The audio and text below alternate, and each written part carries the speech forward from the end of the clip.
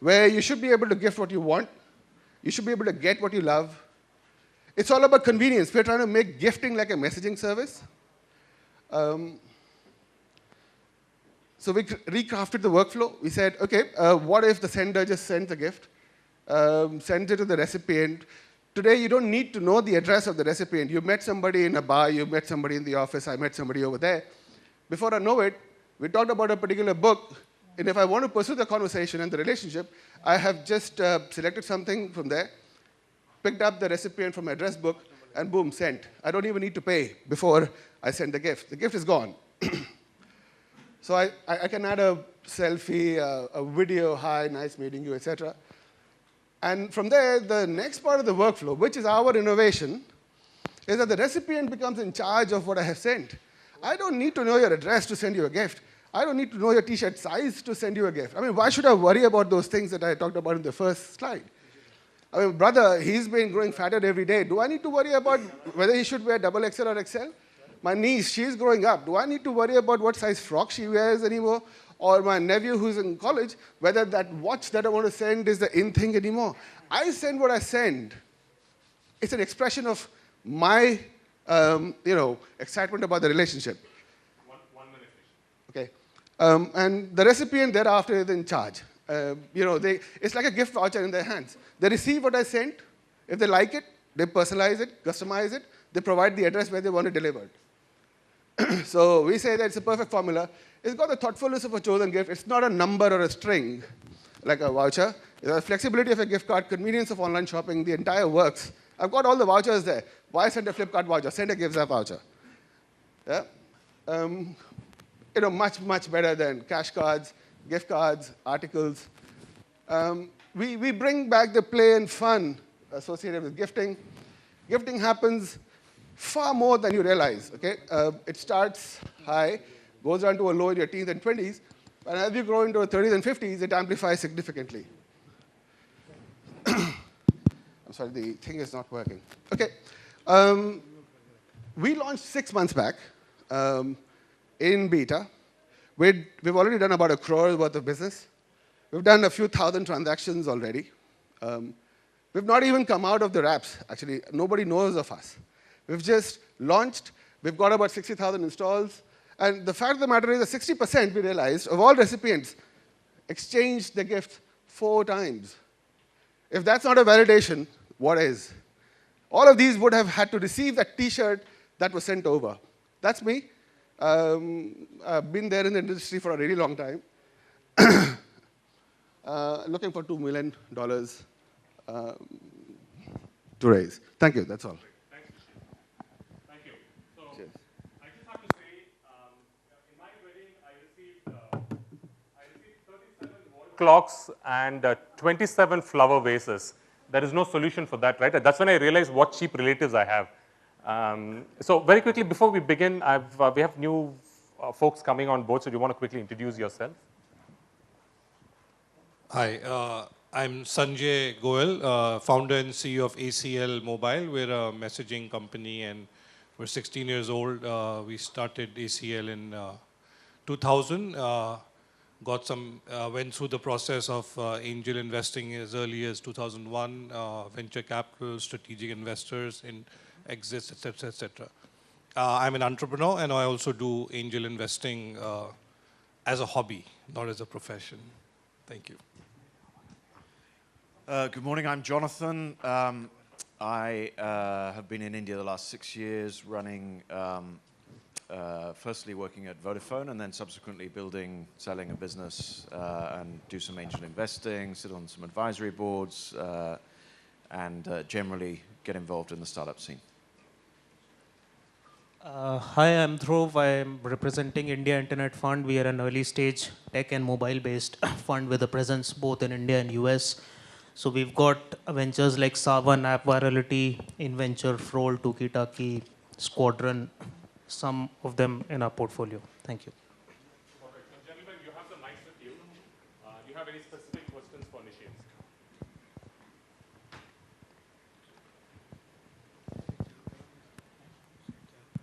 Hi, Nishit. Hi. So my question was, are these the gifts that are being purchased, are they on your portal, or is it through other portals also that you're working, like Amazon or Flipkart, or can people actually, is it like a registry kind of system, like a gift registry? No, it's not a registry. It's a marketplace. Registry is just a manifestation that the consumer does. What we've built is a marketplace. So that's the answer right now. We're also building a SaaS part of the whole thing, which will go and embed with the merchants. So it'll be like a much deeper integration where you'll be able to drive sales to a merchant's own store as well, bringing back the respectability to a seller rather than have them as traders on the large marketplaces. But what you saw just now is our own marketplace, where we've got a few merchants right now, and we're looking to expand that. I have a question. Can you gift money on this platform? No, you can't. So why not gift money, and the person can then use that money to buy what they want rather than just give him a gift? You know the Indian marriages, right? Of course. You must have got clocks. I'm sure you got about 37 packets too. So fair point. And I am not going to be able to replace the market. But, what we do have are gift vouchers. Money doesn't earn us money. Money has a very poor distribution channel. No merchant is out there. There's nobody making an arbitrage there. Okay, so it's great where I want to expand my networks and reach. It's not as good for me to launch my services with today. Okay, so does that answer your questions? Can I expand on that? No. That's fine. That's enough. Yeah.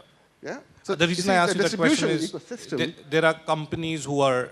This is a space being addressed by many startups now. Oh, look at so what's your competitive? Yeah. It's there. It's a brilliant. Look at ICICI Pockets. You have got a TV ad. This girl says, "Papa, I've just become a mom," and the dad sends money over, right? Immediately, 5,000 rupees. The brother sends 1,000 rupees. Cash is coming back in fashion. I am saying we're out to kill the gift voucher market. There is no reason for voucher market to exist. That was the last innovation that happened in the 80s. There's been no innovation in the gifting market. We're out to kill them. They're cannibalizing the regular gifts. We'll cannibalize the voucher market. Everybody coexists, of course. You've got the cash cards, you've got the gift articles, everything will coexist.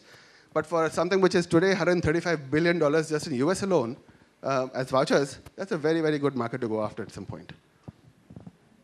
Are you focusing on any particular segment of your TG, or is it broad-based to everybody who wants to give a gift? See, and this is purely as a launch strategy. Okay? As a launch strategy, we decided to go after who we believe are the digital natives, young people in early relationships. So I'll give you an example. I mentioned, and you might have missed it, we're trying to make gifting as a messaging activity. I send a gift, which is nearly like a WhatsApp activity, except that I'm adding that product, okay, and I take my selfie, video, etc. I don't need to pay. I don't need to provide the address. The gift goes. The serious guys will pay. The non-serious guys will send it to 10 of their friends with no intention to pay. I get to build my social network around each of these people without having to offer them 2,000 rupees for a referral. Yeah? People in young relationship, and this happens all the time to us now, this guy sends his girlfriend a gift. It reaches her, and we've done some naughty things, in the workflow. You can hide the gift, like a surprise gift. So the recipient sees the gift but can't see the gift. She can see the message but can't see the gift. It's all jumbled up. We invite the recipient to engage with the platform and guess what it is, right? And she tries to do all that. All that happens, and then the platform asks her, do you want to send a return gift, a thank you chocolate, for example, 60 rupee chocolate. It doesn't cost you anything. It never crossed anybody's mind that you can actually send a return gift. It's as easy as that. So you initiate a return gift, and the guy wants to do one-up. The thing about gifting, and in India, as in China, there is this thing about equanimity in gifting. So when my brother got married, for example, as when it happened with me, my mom had a notebook. Which uncle, which auntie, which cousin sent what gift, and for how much value. At some point, when their ceremonies happen, you will give a gift of an equivalent value. Okay? So the girl sends back a gift, the guy sends a gift back. And then he starts calling us up, can you deliver this by midnight? Can you send this by 4:32 p.m. because this is where some important time. And you can schedule gifts within GiftsApp. This is a spark that you create. It's a conversation starter. Sorry so what age group? I still didn't get my answer. Oh, young people in young relationships, and these would typically be in the 25 to 35 range as a launch strategy. Okay. Thank you, Nishit. That's all the time that we have for you. Thank you very much for the opportunity. So up next is Hitesh from Acumen Technologies. That's right. So while that's being set up, we have two more people who come in. Raj, do you want to quickly introduce yourself to the audience? Okay.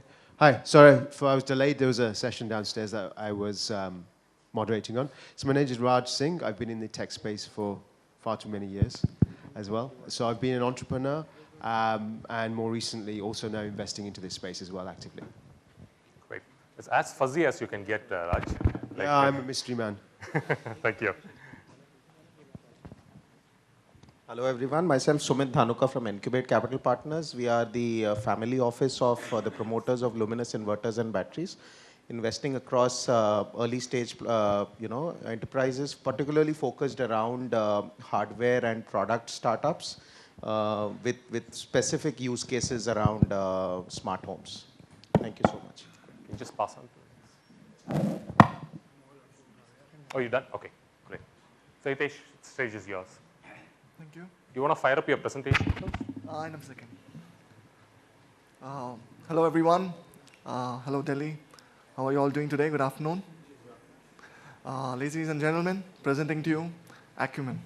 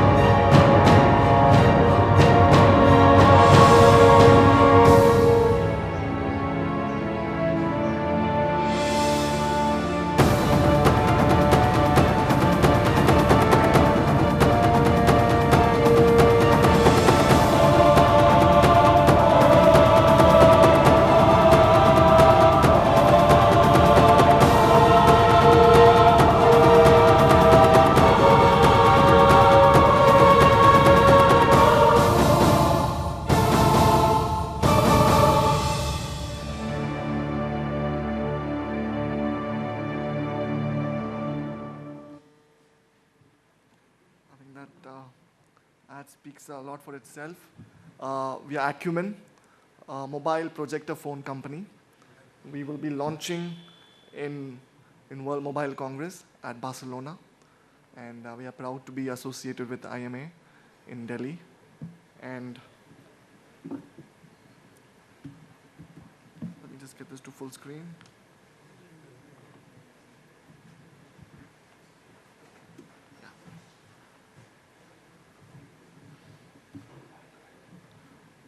This is our primary product, the Acumen Hawk phone, which is the latest, which carries the latest technology, and it has an inbuilt projector.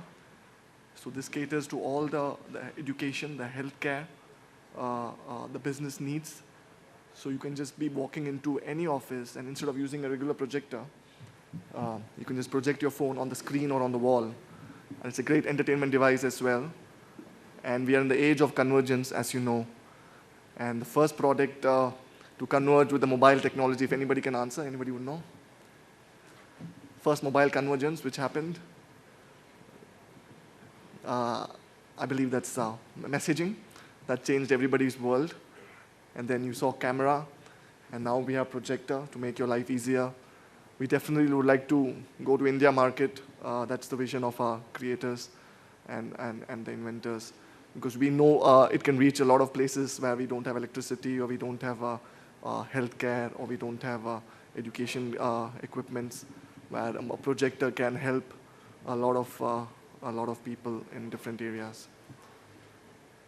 I know it reminds you of iPhone, but it's as good as one. The second project is the Holo phone, which is a phablet, which is slightly bigger in size, and it comes equipped with a projector as well. These are the specifications which we're coming up with. As you can see, the launch date being February 22nd at the World Mobile Congress, and we're giving you a snapshot of what you can look forward to. The specification as you go, you have octa-core, deca-core, high definition, 128 GB expandable with a 5 MP camera, and up to a 35 luminous projector. Next is the tablet version, which is the most looked after. We're already booking and pre-booking orders in Europe. We already have a team working in US as well. 1 minute. Yes. No, you got one more minute. Sure. And this will be the specifications of a tablet. I think I'll be done before that. And here again, it's a 10-inch tablet, expandable again 4 GB. And again, we're launching in the World Mobile Congress, and you'll have the phones by, I think, 90 days from the launch. 40 luminous is the memory, and the operating system again is your Android, which has captured 50% of the market. And the accessories which we include in the phone have different versions. So you have the Saber pen. You can just sit there and control your presentation and your device.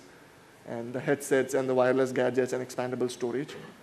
And the smart game controller is something you're looking forward to. If you had a look at in the ad, you could see a kid playing with the phone on actually the wall or on the floor.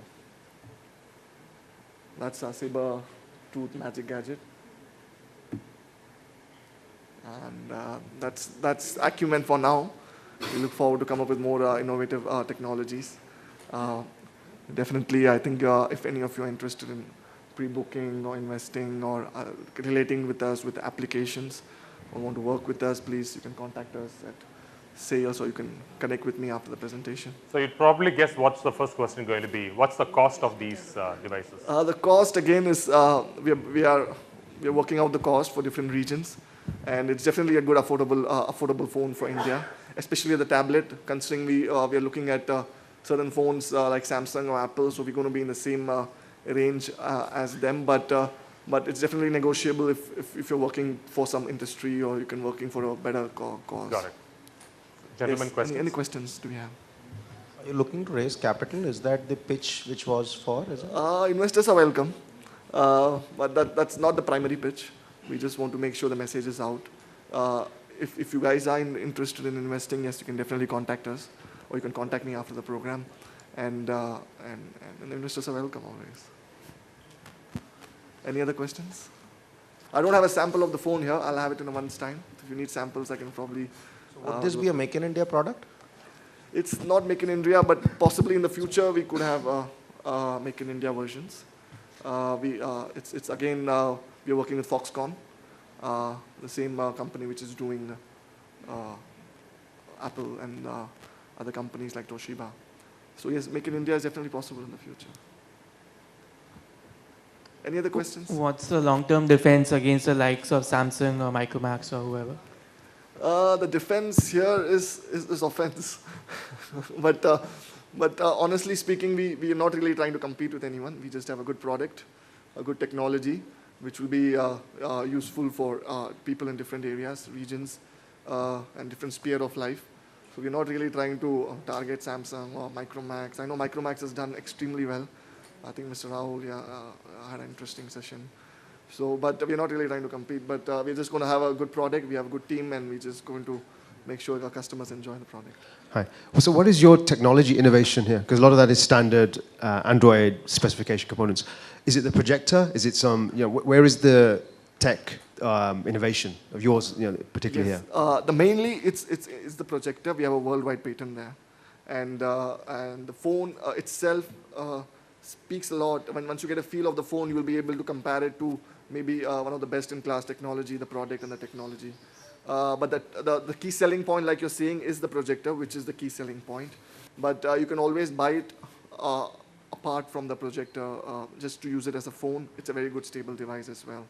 But projector would be your key invention, which we actually added in.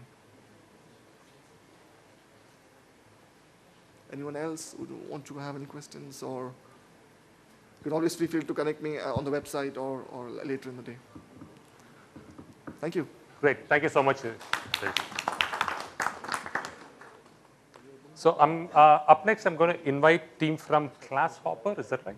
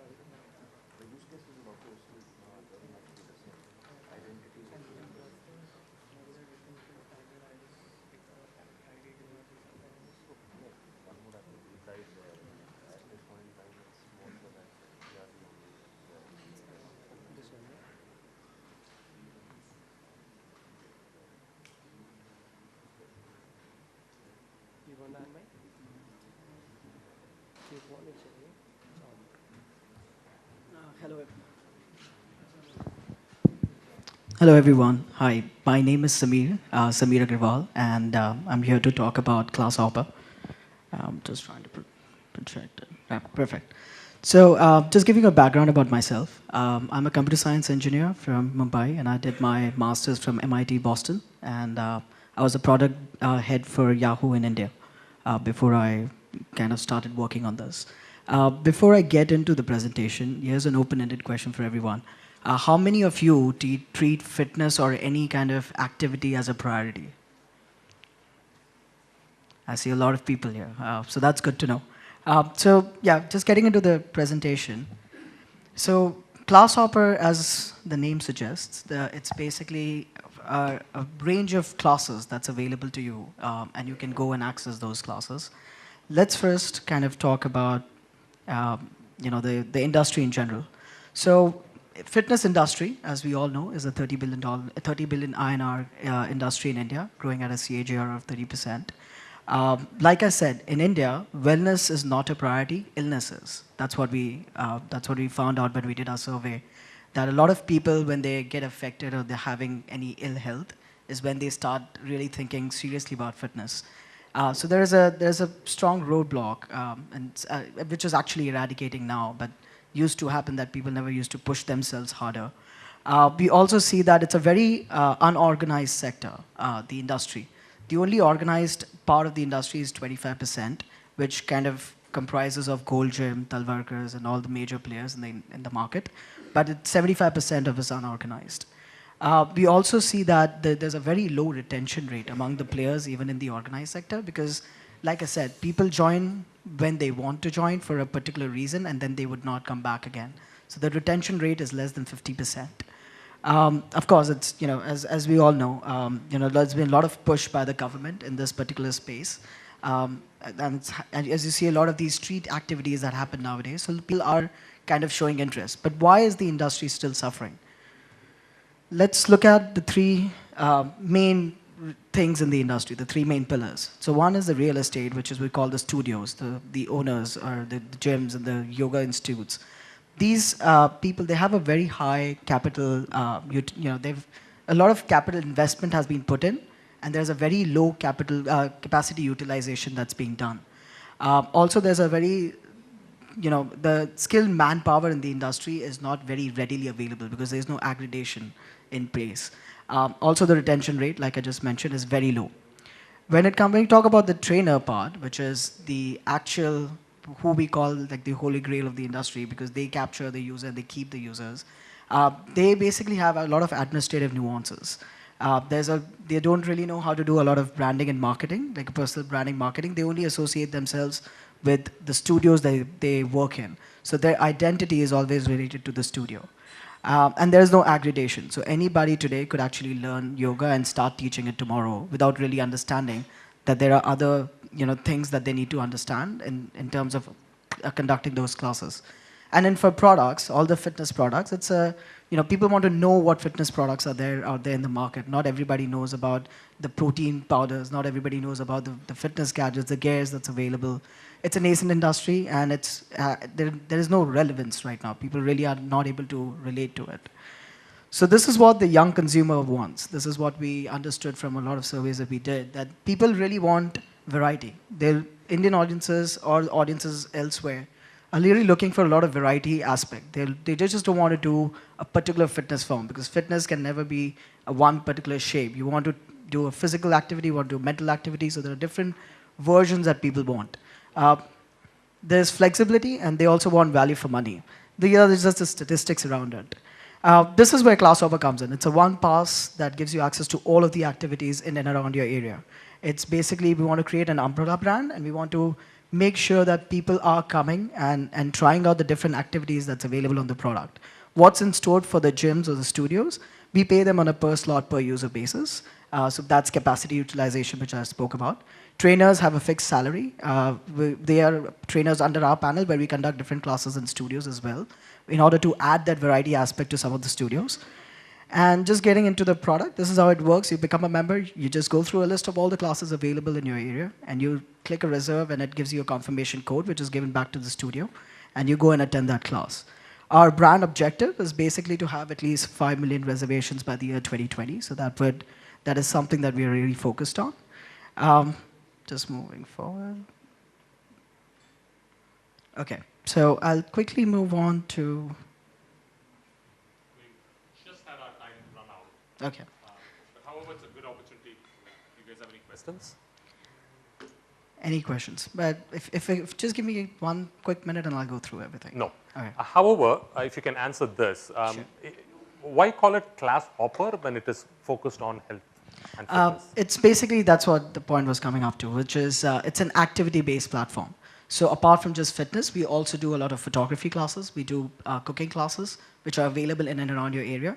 There's also sports options available, which are swimming, badminton, sports like football and anything else around it.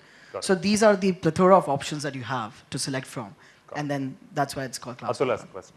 Sure. Where are you in the current stage? Oh, currently we have launched ourselves in Mumbai. We are very hyper-local, so we have only targeted a couple of zip codes in Bombay.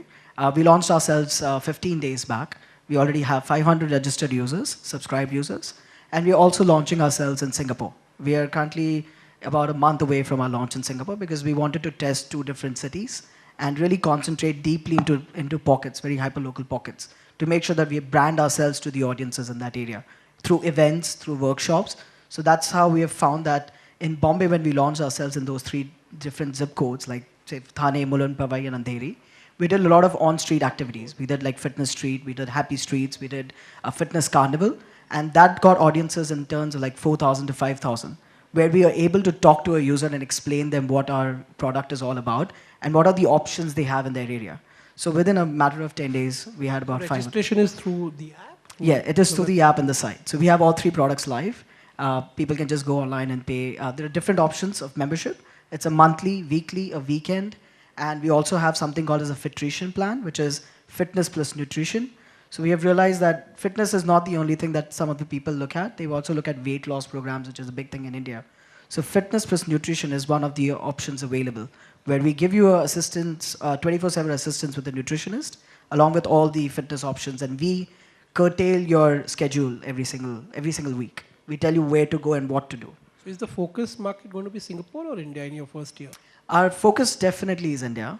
Singapore is already it's kind of an established market. We have a team in Singapore. So we are trying to test the product in a beta version in Singapore in a very small locality. So that our focus is definitely Mumbai for now to begin with, because we don't want to expand too quickly. I want to make sure we address the audiences in that area. Sure. So you said you had trainers on your payroll. So how does that work? Do you also lease your own space? Are you just aggregating the classes that are available, or actually creating your own classes with those trainers? That's a fantastic question. So one of the differentiating factors between us and some of the other competitors in the market space is we have a panel of trainers. These trainers are with us to do a lot of the events that we do on street. They do a lot of workshops in new localities where we actually tie up with the corporations, we tie up with the housing corporations, and we do a lot of activities inside their premises. We also, basically, these trainers give us the ability to add variety in studios which do not have that option right now.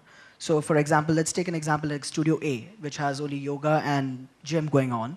They have a studio space that's available, which is, they have afternoon slots, they have evening slots available. We buy these slots and we conduct a different activity. We conduct a Zumba class, we conduct a Pilates class that adds variety to their studio, eventually benefiting us because we get a plethora of these classes on our portal.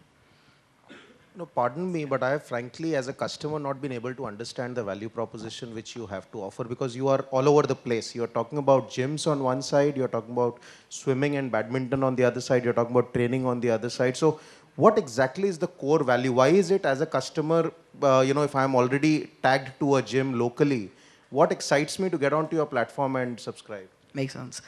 So what the product is an activity platform, right? We are definitely, fitness comprises of 70 to 75% of our activities, but we are an activity platform in the sense we want a lot of people to come and try the different activities going on in their area, right? Does your customer know what activity he is supposed to and then get onto the platform, or he discovers activity on the platform? So I'll first answer the question that you had posted, which was around why would someone who already has a gym membership would join us? Majority of the memberships that happen in the gym for a year long, an annual membership, people go for like 2 months or 3 months in totality.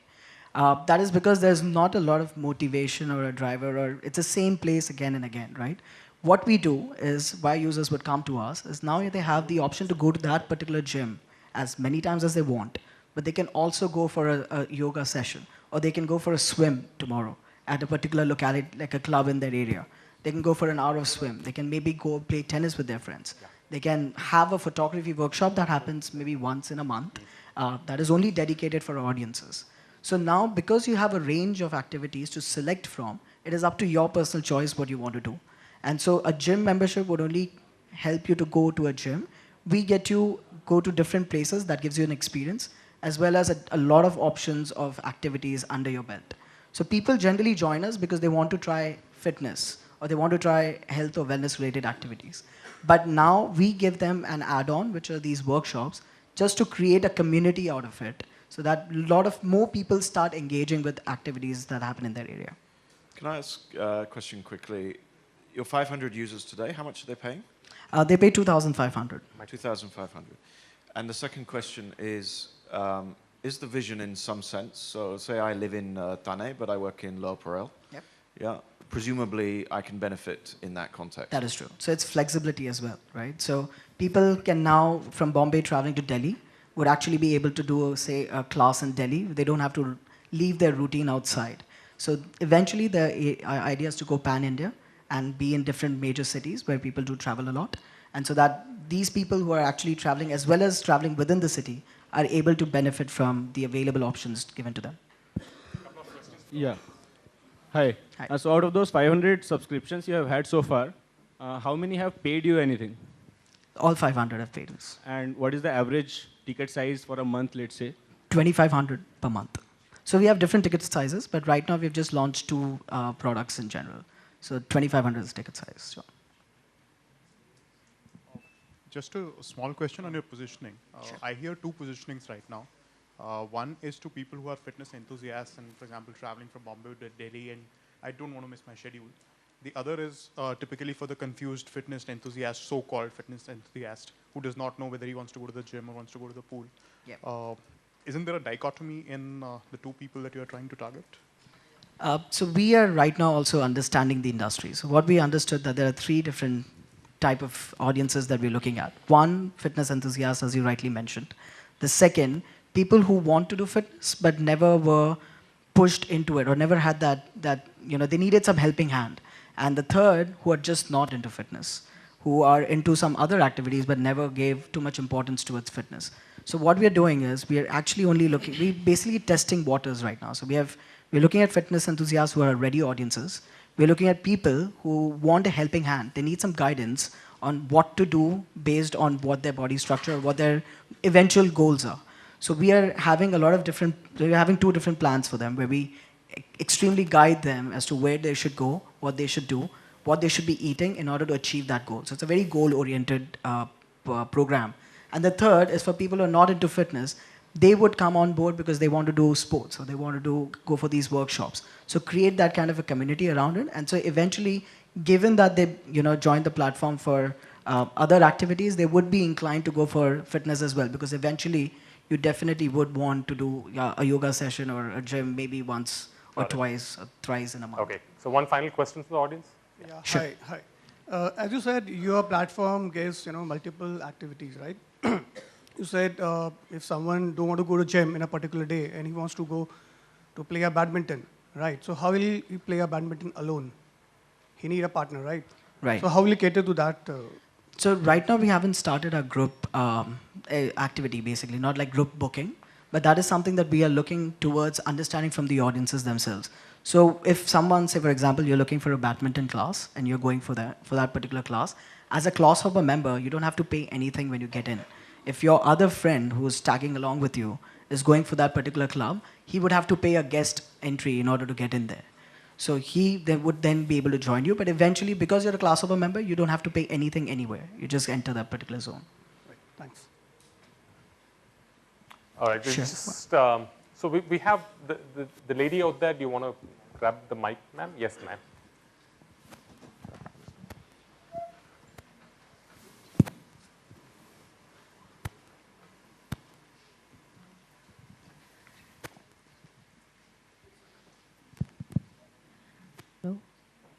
Can you hear me? Yeah, okay. you're audible. So what I understand with your description is this a combination of, let's